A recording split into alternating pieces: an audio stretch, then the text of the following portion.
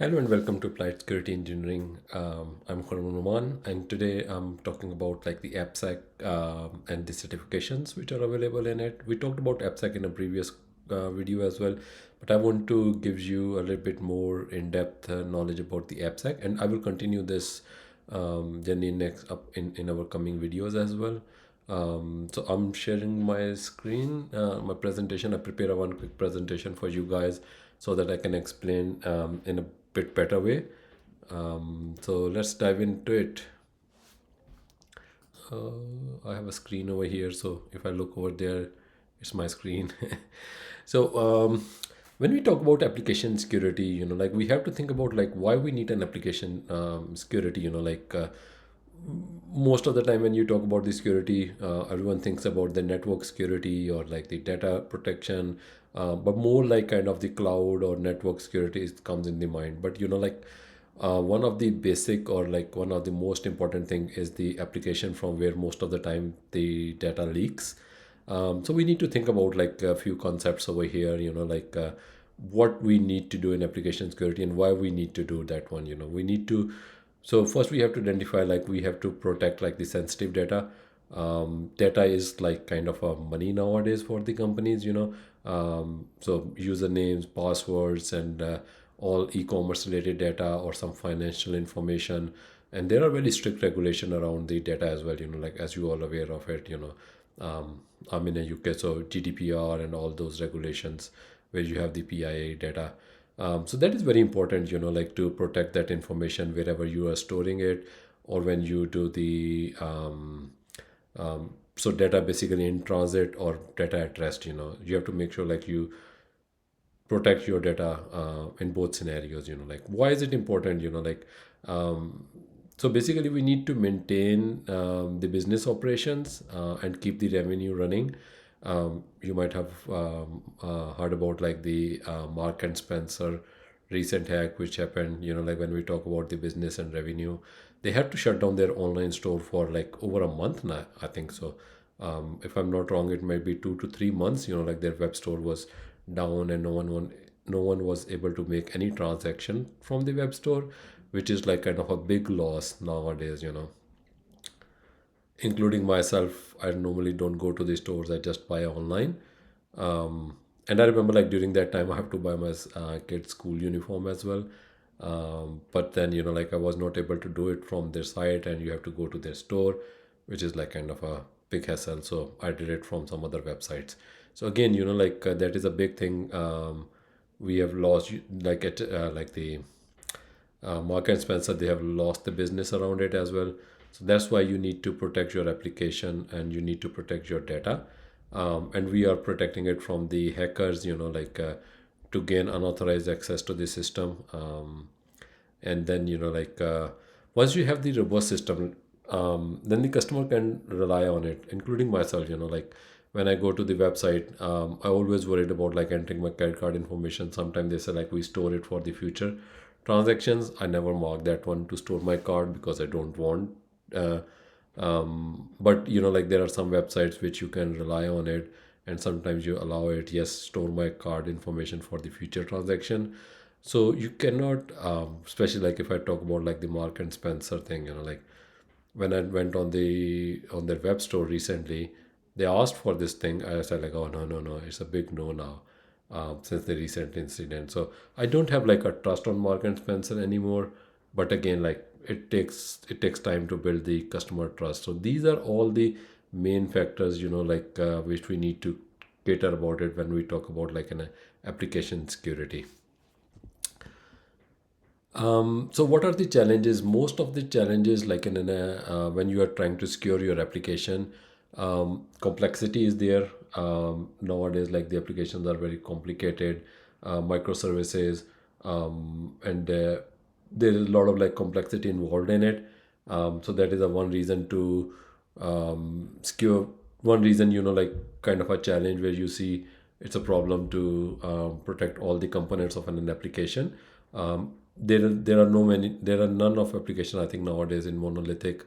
When I talk about monolithic, that comes under the legacy code. That is like kind of another one big problem. Um, you protect your new application, but the legacy code is on the same server, and if someone can hack that legacy code, can get an access to your new system as well. um, and then obviously like it's an evolving threat landscape. New threats are coming. Hackers, like find a new ways to hack the applications and looking for those kind of a things. um, Another one I found it like most of the time is very important, like the security awareness. Security awareness is not only for the developers or the engineers. It's it's it's like across all the departments in an organization. If you have someone in a finance and that person is not don't know about the security, like that person might give an access to an application to someone else, and that's from there they can enter into in your system. So you need to think about like application security and security across all the departments in your organization. And one another major one is like seeing security as an afterthought. um, so a few years back, like when I started my application security journey, most of the time the security comes towards the end of the development. Once you're done with your development, you have to go through like the DAST scanning or like the pen test. You find your result, you fix it, and then that's it. That's all the companies do. But that is like is not something you want to do in an application security, or security in a journal. Like it should be start from the day one when you start your application. So these are like kind of a very broad level challenges you face, or we face in nowadays in terms of an application security.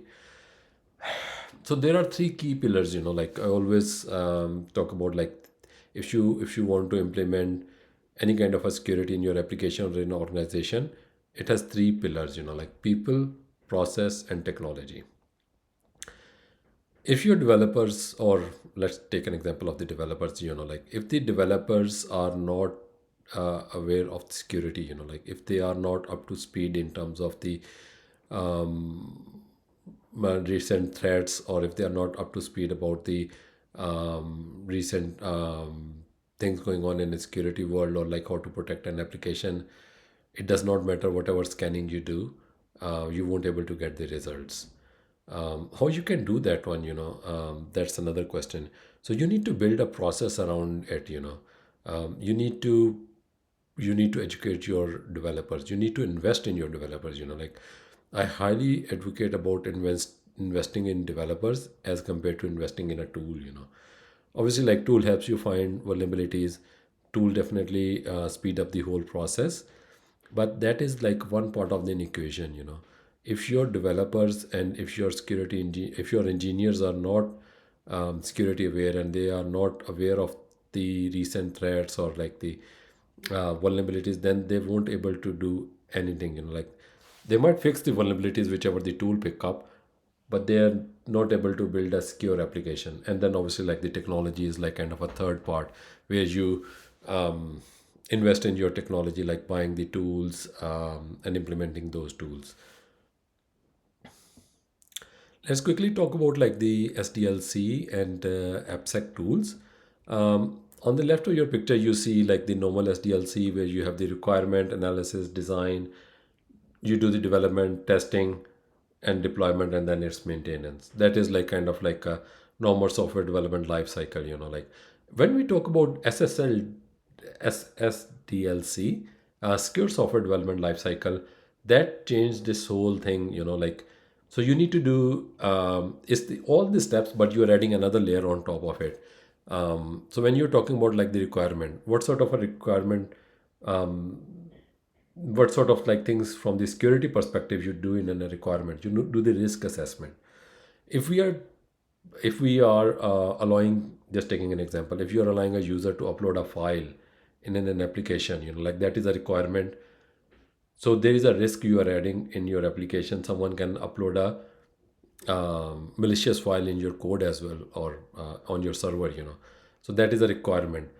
The next stage, when you are designing it in an application, or sorry, just to add one more thing in the requirement and phase is, like we will be collecting like a user credit card information, that is the requirement, for our application. So what is like a risk assessment? What is the security requirement out there? Obviously, like we need to store the credit card information somewhere in our database. That has to be encrypted. When we transfer the credit card information, when the data in transit, it has to be encrypted. When it's stored, it should be encrypted. But then, like there's another thing comes on top of it, which is like a PCI DSS compliance. If you do anything related to the credit card or the user data, like the financial information, especially credit card or bank sort code, account number, and all those things, you have to be compliant with the PCI DSS. So that is like kind of a one major thing which needs to be identified earlier on in the requirement phase. So considering all the security requirements and the functional requirements, you move to the next stage, which is design. And the design is the one where you do the threat modeling. We will cover threat modeling in our upcoming sessions. I will make a series of videos on a threat modeling, which is very important. From the if you I don't know like where you are in your journey from the security, but if you are an engineer who is looking into security, or if you are just doing the development work and more want to learn about the security, I think threat modeling is one of the good things for you to start looking into it. And then that will help you a lot. And then once you're done with the design, you do the threat modeling, then you come to the development. That's where the static code analysis comes in place. Your tooling matter, you can do a SAST tool installation over there. So when developer is writing a code, they can scan the code and fix the vulnerability right there. Then during the testing phase, obviously like you do the security testing, all the security requirements which has been identified earlier on in the development, you do all those testing during the testing, like and code reviews and all that thing. And then like when you do the deployment, you do the security assessments, and then the secure configuration and all that stuff comes at that stage. Like I will make like videos on each of these ones because they are like a very broad topic. If we're talking about like the requirement, that one require its own video talking about the requirements and the security requirements. Okay, next, what is the benefits of the SDLC? Like it comes in a mind, like we are investing a lot in a security. What we will get out of it? So here is like a quick comparison, like IBM did that one. So if you fix vulnerabilities during the design phase, um, I'm just taking, let's say like in an hour, like it will take an hour. If you fix the same vulnerability during the implementation phase, it will take like 6.5% more time. And if you fix the same one in testing, it will take 15% more. Whereas if you goes in production and then you start fixing those things, it will just multiply by 100, like so cost, hours, everything. So that's what I was saying, like security as an afterthought will cost a lot to the companies as compared to implementing it during the earlier on in the development life cycle. That is again like the SAST one, and then the DAST will come up when you deploy our code. We will cover those ones in detail as well. But that DAST is like when the application is in a running state, you will do the scanning, whereas the SAST is like during the development phase. Now let's talk about the role of SAST and DAST in an AppSec. Like where they fit in. Obviously like the developer, like that's where the developers are. You do the developer training, you do the secure coding, and you have an IDE. Nowadays, like a lot of SaaS companies, like the SaaS products embedded in your IDE as well, and you can scan it right there, so that when you're writing a code, you will see the vulnerabilities. But that's where basically the SAST comes in. And then when you move in your code in a CI pipeline, that's where you run the automated scan. And if any critical, or depending on your company policy, if there is any critical vulnerability come up, you break the pipeline over there, and then it goes back to the developer and they have to fix it. Once everything is done, then you move into CD pipeline, and at that point you will implement the DAST one. And again, like if anything comes up, you break the pipeline and then you go back to the initial stage. So that is like kind of a very quick overview about it, what that whole thing is. And SCA is again like SCA I found like is a very important thing in secure software development, because most of the time we're building an application and we're using the third party libraries. So there is like kind of a, I'm just taking an example. There is a one jQuery file. I'm using a jQuery referencing another file. There is no error in it. There is no vulnerability in a jQuery, but there is a vulnerability in an application which jQuery is referencing. So that is all things come in a software composition analysis, and it's very important for you to identify those things, like in during the development. Let's quickly talk about these certifications, like what sort of certifications available for the developers. There are quite few in the market, like GIC, web penetration testing, and then the certified application developer, like the Defender, OSCP. But these are all like kind of certifications which talk about like the one aspect of the security, like pen test, Defender. OSCP is like kind of very tough certification, I would say, but again, like that is like and more kind of a hands-on kind of thing. If you like more hands-on things in terms of like running a penetration testing or a scan and all that kind of a thing, that is your certification. Excuse me. That is where you want. I would recommend to spend time on it, because that is more like kind of a hands-on, and it's like a one aspect of the security.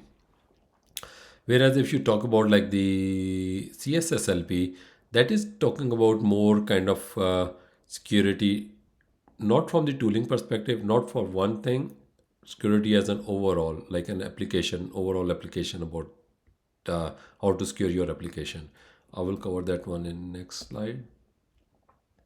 So when we talk about CSSLP, like we need to understand like what actually CSSLP is do. You see, like over here, you have the requirement phase, design, testing, and operations. Um, and CSSLP is talking about everything, like the secure design, secure requirement, secure coding, testing, and then the secure deployment and operation. They are not talking about any tooling. They are not talking about any penetration testing or SAST test, anything. It's more about like how to make your whole software development lifecycle secure. Like if you have the secure design, like that translate into the secure requirement, that translate into the secure development. So it's kind of like if you start from the top, it trickle down to the bottom as well. That's basically like what is covered in a CSSLP. It's suitable for the developers who are looking to start their application security journey. It is good thing to start with the application security engineers, development teams, or developers who just want to know more about the security. It's really good.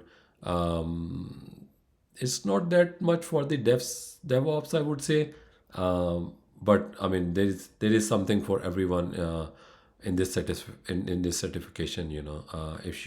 If you're more interested in security as an overall, not like in one aspect. When I did the CSLP, those are the three resources which I used. That is their official guide. Very good book, like I would say like if you don't want to spend too much money, that is your book. Go through it, do the exercises towards like each domain has an exercises at the end, and see how much you are scoring in it. um, I would recommend. It depends, like how much you are in a security and how much your like previous background. I did that book twice, so I go through this book first. Did all my tests as well, mark it down. Then I go through this book second time. Obviously, like second time, it's a bit quicker. And then I did the test and see how I improved it. And if you're scoring somewhere around 80-90% in test, then I think you are good in for the exam as well. Whereas the book on this one, the all-in-one CSSLP, it is a great book. Again, there are a lot of details in it for each domain. Um, if you sometimes, like there are a few topics which are covered like at a very high level in this CSSLP official guidebook. If you want to deep dive into those topics, I would recommend this all in one. It's a very good book as well, talking a lot about detail. If you want to know more about the details, that's the book, like to go through it. But again, like it's a very thorough book. And then, like CSSLP online self-paced training, very good, full useful resource. I don't want to say like I passed the certification first time, because I didn't. So the first time I went for the certification, I used just those two books, and then I went for the exam. As I explained in my previous video as well, I think I lost it in between the time, and then there are some concepts as well, I would say, but mostly like the time thing. But when I did the second time, I used their self-paced training as well. Like that helps me a lot, to be honest. Obviously, like I go through the book, I already had the knowledge, but I feel like that training is more aligned with the exams.